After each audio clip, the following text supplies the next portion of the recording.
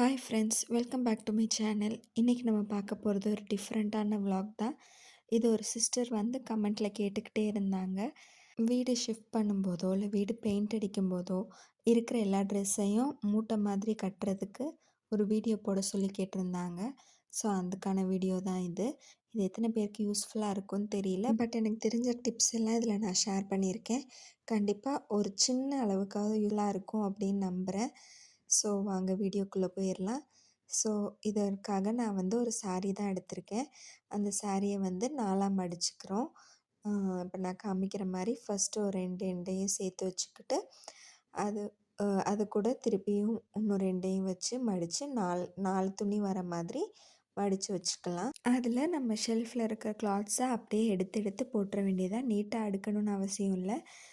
இருக்கிற எல்லா துணியும் நல்லா கோபுரம் மாதிரி போட்டுக்க வேண்டியதான்.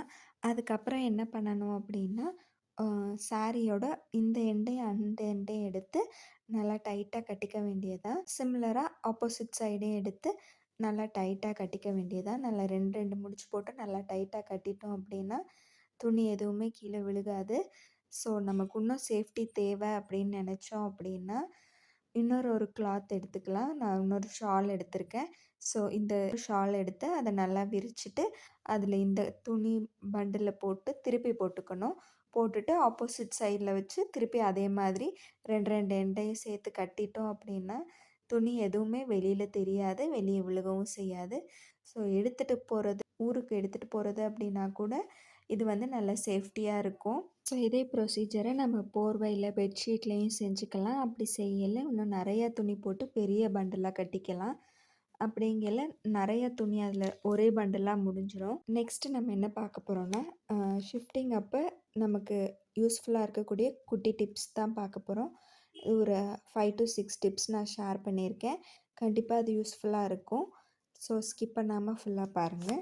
ஃபர்ஸ்ட் என்ன அப்படின்னா, நம்ம ஷிஃப்ட் பண்ண போகிறோம் அப்படிங்கலையே அதுக்கு முன்னாடியே நம்ம முடிஞ்ச அளவு டீக்ளட்டர் பண்ணிடணும். ஸோ நம்ம டீக்ளட்டர் பண்ணிட்டோம் அப்படின்னா நம்ம கொண்டு போகிற லக்கேஜ் வந்து அளவு கம்மியாயிடும்.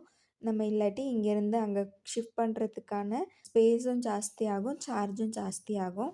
ஸோ இங்கேயே டீக்ளட்டர் பண்ணிட்டோம் அப்படின்னா அங்கே கொண்டு போய் அடுக்கி வைக்கிறது மட்டும்தான் வேலையாக இருக்கும். நெக்ஸ்ட்டு என்ன அப்படின்னா, நம்ம பேக் பண்ணையில் கேட்டகரி வைஸ் பார்த்து பிரித்து பேக் பண்ணிக்கணும். ஸோ நம்ம அங்கே போய் ஓப்பன் பண்ணையில் நமக்கு இந்த பாக்ஸில் இது தான் இருக்கும் அப்படிங்கிறது தெரிஞ்சிடும்.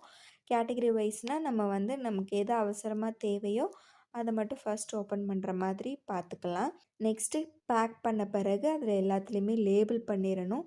ஸோ பேக் பண்ணி லேபிள் பண்ணுறதுங்கிறது வந்து ரொம்ப இம்பார்ட்டண்ட்டாக இருக்கும். நம்ம பேக்கர்ஸ் அண்ட் மூவர்ஸ் புக் பண்ணியிருக்கோம் அப்படின்னா அவங்க வந்து கடகடன்னு எல்லாத்தையும் பேக் பண்ணிடுவாங்க. அவங்க பேக் பண்ண பிறகு அவங்க சலோ டேப்லாம் ஒட்டின பிறகு நம்ம அதில் லேபிள் பண்ணி விட்டோம் அப்படின்னா நமக்கு அது வந்து அங்கே போய் பார்க்கையில ரொம்ப யூஸ்ஃபுல்லாக இருக்கும். இதுவே நம்ம மேலே மட்டும் லேபிள் பண்ணியிருக்கோம் அப்படின்னாலுமே நம்ம பாக்ஸ் ஒன்று மேலே ஒன்று அடுக்கி வைக்கையில எதில் என்ன இருக்குது அப்படிங்கிறது தெரியாமல் போயிடும். ஸோ சைட்லேயும் லேபிள் பண்ணி வச்சுக்கிறது ரொம்ப ரொம்ப முக்கியம். ஸோ நெக்ஸ்ட்டு டிப் என்ன அப்படின்னா, ரேப் பண்ணி வச்சுக்கிறது. ஸோ நம்ம வந்து ஒரு சில பொருள்லாம் வந்து மற்றதோட மிக்ஸ் ஆகக்கூடாது அப்படின்னா அது நம்ம பேக் பண்ண முன்னாடி அதை தனித்தனியாக ரேப் பண்ணிவிட்டு அதை பேக் பண்ணோம் அப்படின்னா அது மிக்ஸ் ஆகாமல் நம்ம கொண்டு போகிறதுக்கும் சேஃப்டியாக இருக்கும். ஸோ எந்தெந்த பொருளையும் பார்த்து ரேப் பண்ணி வச்சுக்கிறது ரொம்ப முக்கியம். நெக்ஸ்ட்டு நம்ம ரேராக யூஸ் பண்ணக்கூடிய பொருள் அப்படிங்கிறது எல்லாத்தையுமே தனியாக பேக் பண்ணி வச்சுக்கலாம். ஸோ அப்போ வந்து நமக்கு அங்கே போன பிறகு அந்த பாக்ஸை வந்து ஸ்லோவாக ஓப்பன் பண்ணிக்கலாம். நமக்கு வந்து அவசரமாக தேவைப்படாது. அந்த மாதிரி திங்ஸ் எல்லாம் தனியாக வச்சுக்கலாம். நமக்கு அவசரமாக தேவை அப்படிங்கிறத தனியாக பேக் பண்ணி அதுக்கு வந்து முடிஞ்சால் நம்ம இங்கேருந்து போகையில் நம்ம கையிலே கொண்டு போகிற மாதிரி பார்த்துக்கலாம். நெக்ஸ்ட் என்ன அப்படின்னா, 1 or 2 டேஸ்க்கான ட்ரெஸ்ஸஸை நம்ம பேக் பண்ணி தனியாக வச்சுக்கணும். எதுக்காக அப்படின்னா, நம்ம போனோடனே நம்ம எல்லாத்தையும் ஓப்பன் பண்ணி பேக் பண்ண முடியுமா அப்படிங்கிறது கஷ்டம்.